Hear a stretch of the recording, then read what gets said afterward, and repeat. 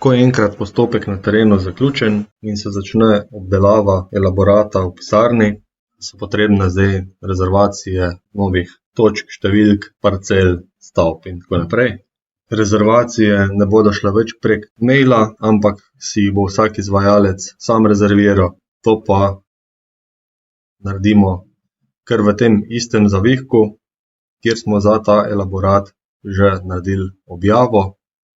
Zato je zelo pomembno, da si tudi to številko elaborata zapomnite, saj bo tle v bistvu v tej številki boste povezovali in rezervacijo, objavo postopka ter tudi kasneje elaborat. Okej. Mi za ta naš postopek te parcelacije in pa vpisa stavbe potrebujemo 4 točke recimo. Enostavno jih dodamo s plusom in v bazi so se nam rezervirale 4 številke. Če hočemo rezervirati cele parcelne številke, jih rezerviramo v tem zavihku, v primeru parcelacije pa imamo večinoma poddelilke, ki jih zberemo tukaj. Moja parcela, recimo naročnikova parcela je 431/2. Ko delate rezervacijo, vedno uporabite samo celo številko in ne poddelilke ter število poddelilk, ki jih potrebujete. Se pravi, potrebujemo 2 poddelilke, evo, to sta po številki 5 in 6. Potrebujemo eno novo stavbo, ki se nam je kreirala, stavba je 453. Kadar rezervirate novo številko stavbe, se vam avtomatsko že rezervira en del stavbe.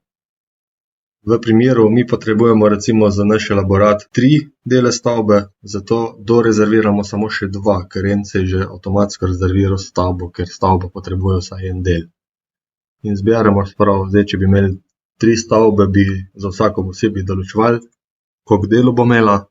Mi imamo zdaj samo eno, potrebujem še 2 dodatna dela in imam zdaj skupaj 3 dele.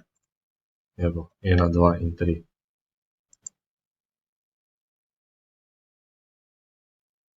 Z izvozom v CSV se nam kreira zip datoteka,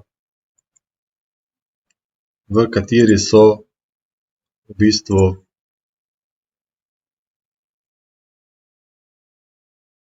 štiri Excelove tabele, se pravi ena za točke, ena za številke stavb, ena za poddelilke parcel in ena za dele stavb.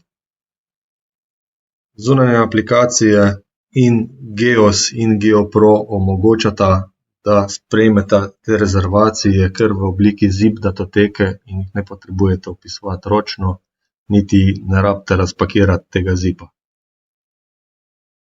Rezervacije, ki jih boste uporabili, se pravi, ta rezervacija mora sovpadati s prevzemom elaborata, ker v primeru, da boste tukaj kreirali nov zavihek, pa oddali elaborat v tisti zavihek, rezervacijo boste imeli pa narejeno v nekem drugem ID-ju elaborata, kataster ne bo znal povezati teh 2 zadev med sabo, zato je to pomembno, da si zapomnite to številko ID postopka in v bistvu v tem postopku date in objavo in rezervacijo in oddajo elaborata.